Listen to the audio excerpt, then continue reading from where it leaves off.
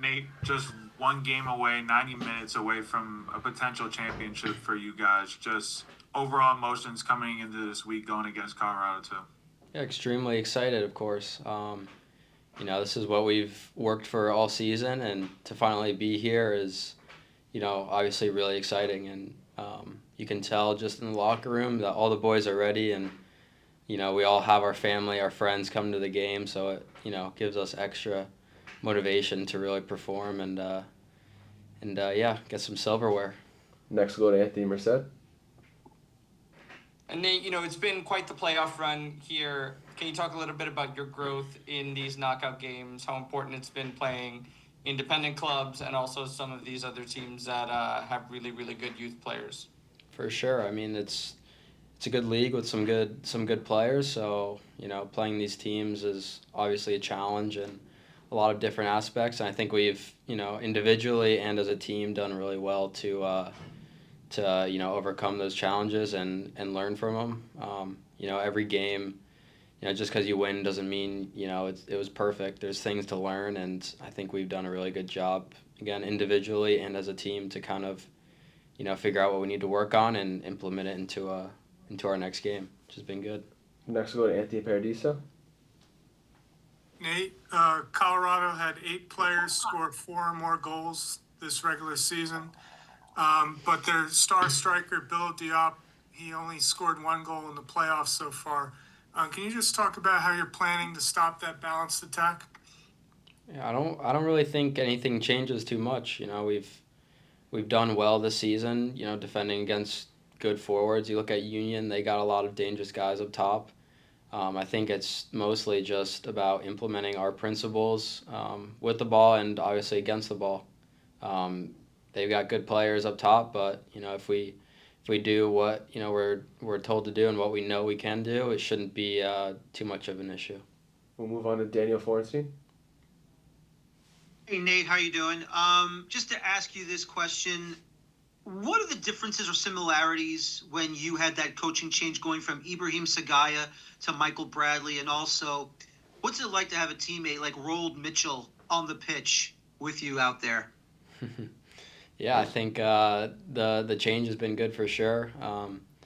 Obviously, with Ibra, we it was fairly similar style of play, a little bit different, but we played really well at the start of the season, and we were in first place, with Ibra and going to Michael.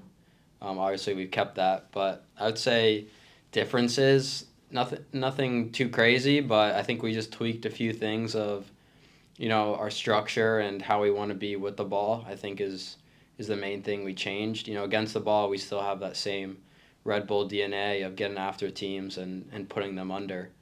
So it's been good under Michael, and to your other point, playing with Rold, it's fun, man. He's a really good player, really good person. But I think his experience also helps a lot. He's had a number of years playing, at the college level and of course professionally. But I think his experience and I would say versatility is kind of what makes him a little bit more different in this league and a really strong player for us. We'll move on to Gary Redmond. Hey, Nate. Of course, obviously, you're in an environment which is ridiculously exciting. You're in the final. You fought your way through the playoffs, and now here you are at the precipice of winning a championship.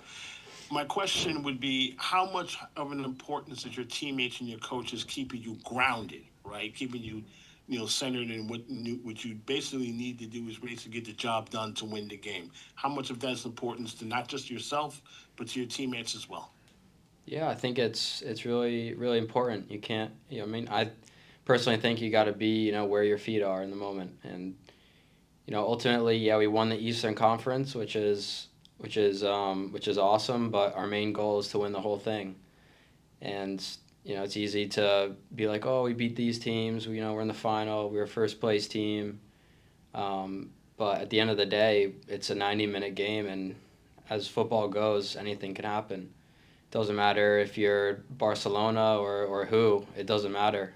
Teams have different ways of approaching the game, and I think it's about ultimately doing what we've done all season and putting in a good final match. Next, we'll go to Michael Batista.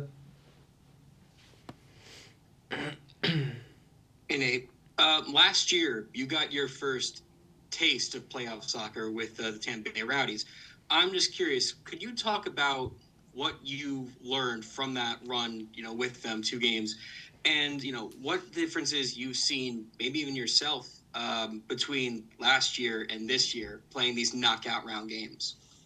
Yeah, that's a good question. I think for me, something that I learned playing at Tampa and playing in the postseason over there is, these games, they have so much energy and so much life, and it's really easy, for the first 10, 15 minutes to be a little, under pressure and, not quite fully into the game. And I think we maybe saw a little bit of that against Philly, not the best start, we're still settling into things. But I think, being in those situations, you feel the atmosphere, you feel the intensity, and I think it's really about, having the confidence to play and kind of embracing the moment rather than being like, "Ooh, this is a, big game." I think it's about embracing it, and that's probably the biggest thing that I took from my experience. Next, we'll go to Daniel Rebane. Nate, since you've come back to New York, you've been able to kind of edge your way into the starting 11, and you've been playing with Audrey Mehmeti and Benedetti.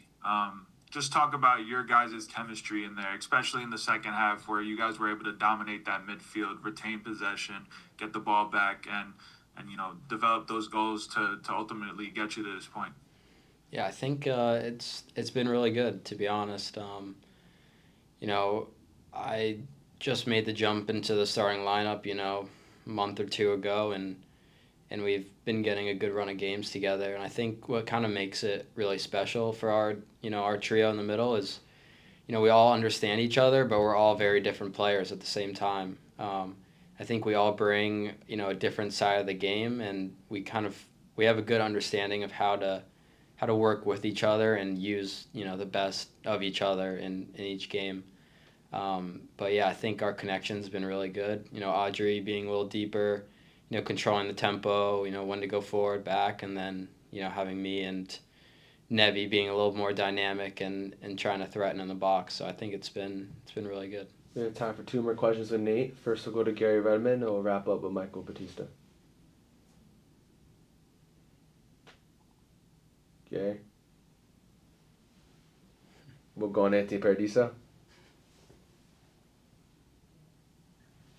Nate, I know this is two games ago, but you scored on the set piece. You delivered the cross to Jair against Chicago. Just can you talk about how important set pieces will be in this match, and then also how you've progressed as a team at set pieces?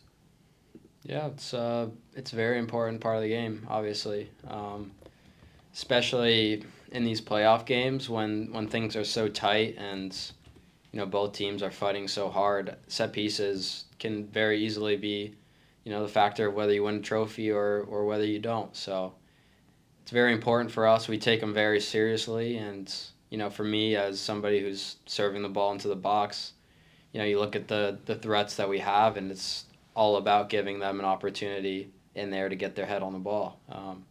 So does the ball need to be perfect? No, just put it in the right spot and right space and let our big guys attack it. So it's a very important part of the game, and hopefully we can capitalize on 1 or 2 this weekend.